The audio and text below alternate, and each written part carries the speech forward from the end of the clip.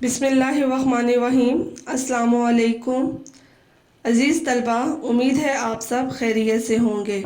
اردو برائے جماعت ششم، سبق کا نام شیخ سعدی رحمۃ اللہ علیہ کے اقوال۔ آج کے سبق میں ہم کیا کیا سیکھیں گے؟ شیخ سعدی رحمۃ اللہ علیہ کا تعارف، سبق کی بلند خوانی، مشقی سوالات کا حل، مرکبات کا مفہوم، الفاظ، معنی، متضاد الفاظ، درست جواب کی نشاندہی، جملے بنائیں، خالی جگہ پر کریں، متلازم الفاظ، سرگرمی۔ شیخ سعدی رحمۃ اللہ علیہ کون تھے؟ شیخ سعدی رحمۃ اللہ علیہ آج سے قریباً 800 سال پہلے ایران کے شہر شیراز میں پیدا ہوئے۔ آپ ایک بہت بڑے معلم مانے جاتے ہیں اور آپ کی 2 کتابیں گلستان اور بستان بہت مشہور ہیں۔ پہلی کتاب گلستان نثر میں ہے، جبکہ دوسری کتاب نظم میں ہے۔ آپ نے 100 سال کی عمر میں شیراز، ایران میں انتقال پایا۔ قول، کہاوت اور ضرب المثل میں کیا فرق ہے؟ قول کے معنی بات، جبکہ اصطلاحی معنوں میں بات جو ایک مثال کی صورت اختیار کر جائے اور مختلف مواقع پر کسی بات کو سمجھانے کے لیے یا بات میں زور پیدا کرنے کے لیے استعمال کی جائے، قول کہلاتی ہے۔ کہاوت اور ضرب المثل کیا ہے؟ کہاوت اور ضرب المثل ایک شے ہے، کسی واقعے یا قصے وغیرہ کا نتیجہ جو لگے بندھے الفاظ میں بطور مثال بیان کی جائے، کہاوت یا ضرب المثل کہلاتا ہے۔ اب ہم آتے ہیں اپنے عنوان کی طرف۔ ہمارا آج کا عنوان شیخ سعدی رحمۃ اللہ علیہ کے اقوال۔ شیخ سعدی رحمۃ اللہ کا اصل نام شرف الدین تھا۔ انہیں حکیم مشرق کا دانا کے لقب سے یاد کیا جاتا ہے۔ لقب وہ نام جو کسی وصف یا خوبی کی بنا پر دیا جائے، ہم اسے لقب کہتے ہیں۔ وہ معلم اخلاق بھی کہلاتے تھے۔ معلم اخلاق کے معلم۔ سلطان سعد زنگی کے زمانے میں ایران کے شہر شیراز میں پیدا ہوئے۔ شیخ سعدی رحمۃ اللہ علیہ نے طویل عمر پائی اور اپنی زندگی کا بیشتر حصہ سیر و سیاحت میں گزارا۔ سیر و تفریح میں گزارا۔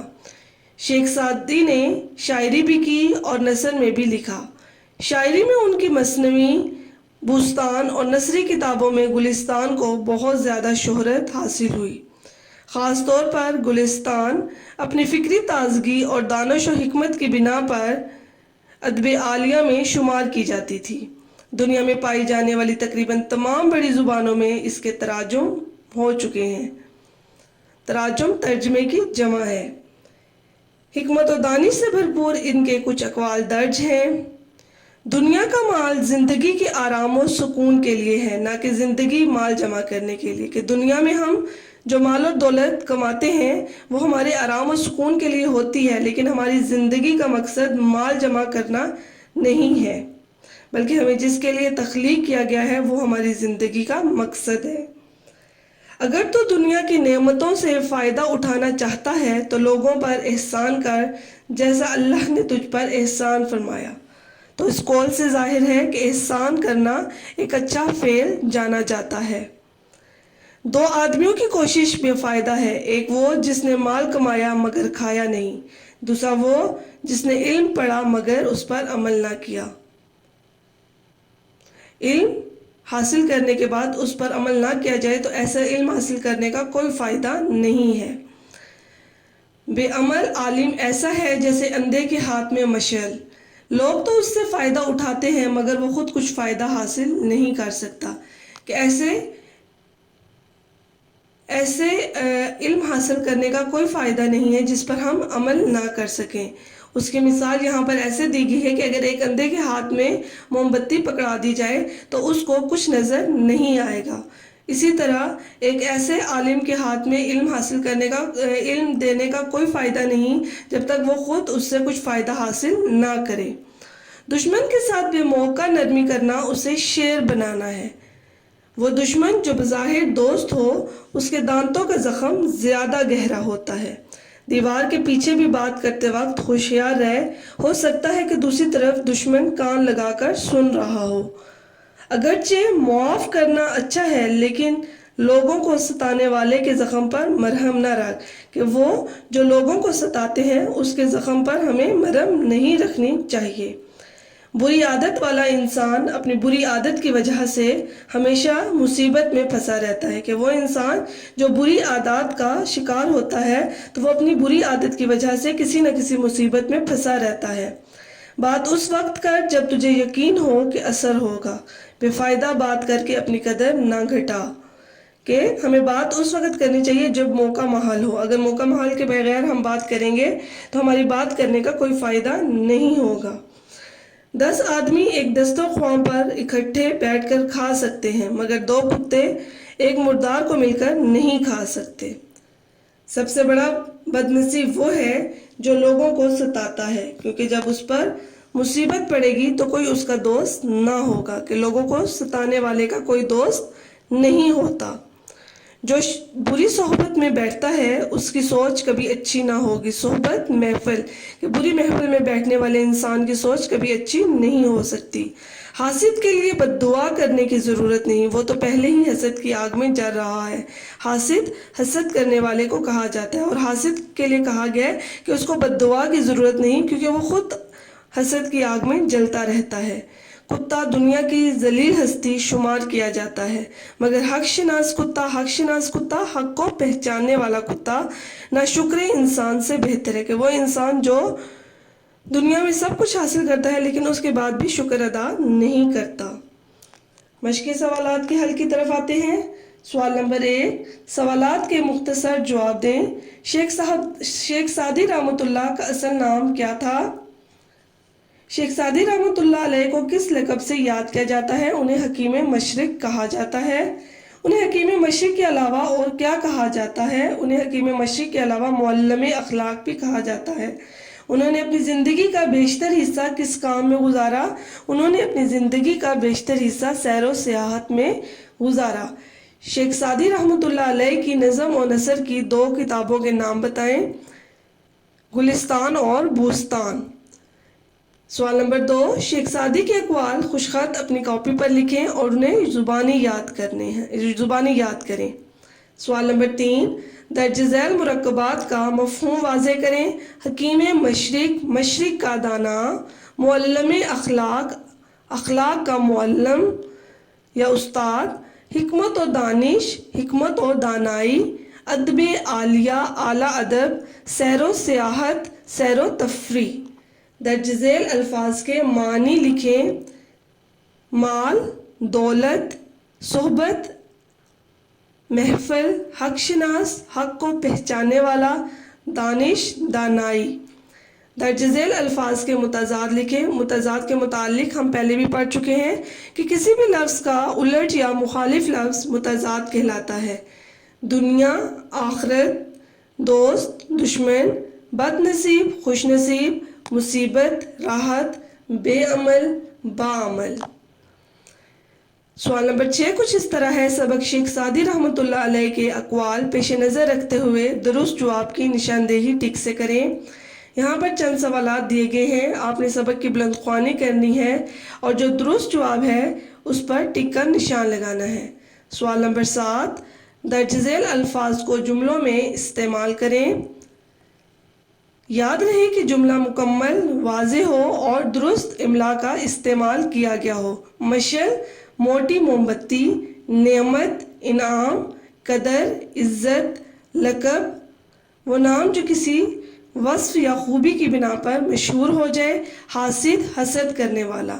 یہاں پر میں نے آپ کو الفاظ کا مفہوم بتا دیا ہے، آپ نے ان الفاظ کو جملوں میں استعمال کرنا ہے۔ سوال نمبر 8 کچھ اس طرح ہے۔ مناسب لفظ کی مدد سے خالی جگہ پر کریں۔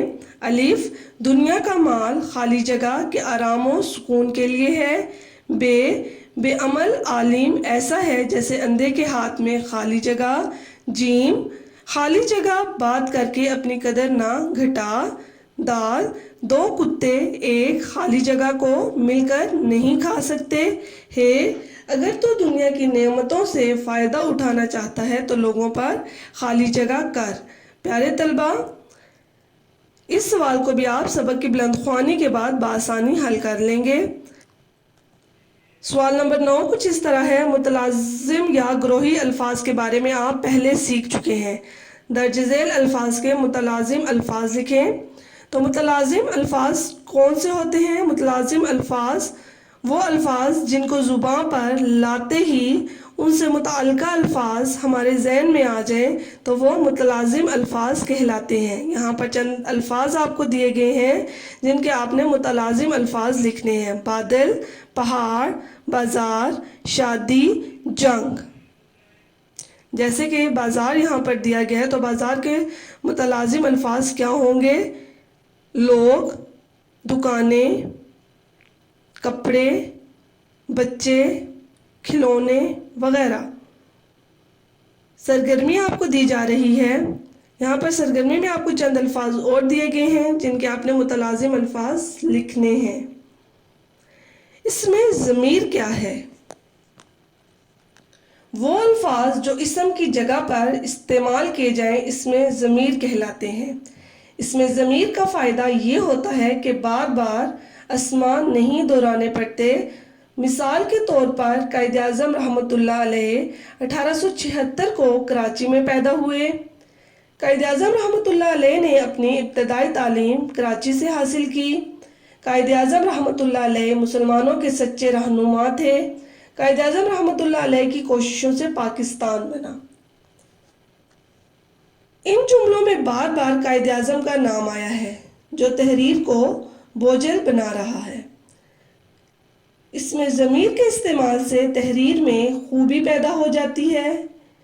ہم اس تحریر کو اس طرح بھی لکھ سکتے ہیں: قائد اعظم رحمۃ اللہ علیہ 1876 کو کراچی میں پیدا ہوئے۔ انہوں نے اپنی ابتدائی تعلیم کراچی سے حاصل کی۔ وہ مسلمانوں کے سچے رہنما تھے۔ ان کی کوششوں سے پاکستان بنا۔ ان جملوں میں انہوں، وہ اور ان کی ضمیریں استعمال ہوئی ہیں۔ یہ سب قائد اعظم کی جگہ پر آئی ہیں۔ تو پیارے طلبہ، اس میں ضمیر کے استعمال سے عبارت جو ہے وہ عبارت خوبصورت دکھائی دیتی ہے اور اس سے عبارت میں بار بار اسما دہرانے نہیں پڑتے ہیں۔ آپ نے اس میں ضمیر کی تعریف یاد کرنی ہے۔ گھر کا کام سوال نمبر 1، سوال نمبر 4، سوال نمبر 3، سوال نمبر 7 اور اس میں ضمیر آپ نے اپنی کاپیوں پر تحریر کرنے ہیں۔ باقی سوالات آپ نے اپنی کتابوں پر حل کرنے ہیں۔ امید ہے آپ سب سمجھ گئے ہوں گے۔ اگر پھر بھی آپ کو کوئی دقت درپیش ہو آپ مجھ سے دوبارہ پوچھ سکتے ہیں۔ شکریہ۔ خدا آپ کا حامی و ناصر ہو۔ اللہ حافظ۔